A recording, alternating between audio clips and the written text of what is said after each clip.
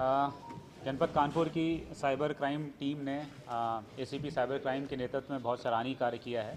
15 दिन पूर्व एक वादी ने आकर के साइबर थाने पर 41 लाख रुपए के साइबर फ्रॉड के बारे में बताया था, जिसमें उनके द्वारा बताया गया कि पूर्व में उनकी बीमा पॉलिसी लैप्स कर गई थी क्योंकि वो पेमेंट जो इंस्टॉलमेंट्स का पेमेंट टाइमली नहीं कर पाए थे।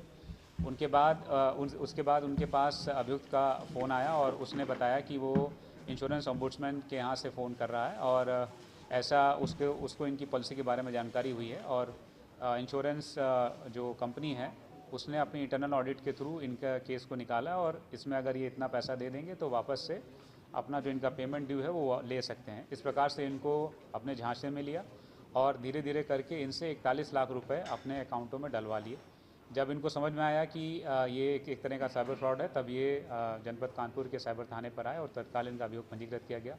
जिन अकाउंटों में पैसा गया था और जिन नंबरों से इनको कॉल आ रही थी उन नंबरों पर वर्क किया गया, जिसके आधार पर कल साइबर क्राइम थाने की टीम ने नोएडा से इन दोनों अभियुक्तों को, जो पति पत्नी हैं, गिरफ्तार किया है।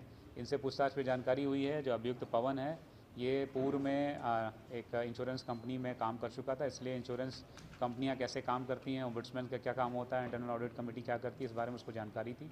इस आधार पर उसने फेक आईडीज़, फेक मोहर वगैरह बनाए और फिर उसने जस्ट डायल के माध्यम से अपने कुछ ऐसे कॉन्टैक्ट्स निकाले जिनकी इंश्योरेंस जो पॉलिसी थी वो लैप्स हो रही थी और फिर उनको फ़ोन करना शुरू किया।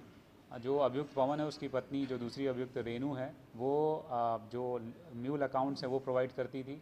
वहाँ से पैसे एक खाते से दूसरे खाते में निकालना के बाहर लेके आना और जो नंबरों से कॉल होते हैं उन नंबरों को डेटा रखना, ये सारा काम वो करती थी। और मुख्य रूप से कॉल करना और अभियुक्तों वादियों को फंसाना, विक्टिम्स को अपनी बातों में उलझाना और उनसे पैसा निकलवाना, ये काम अभियुक्त पवन करता था।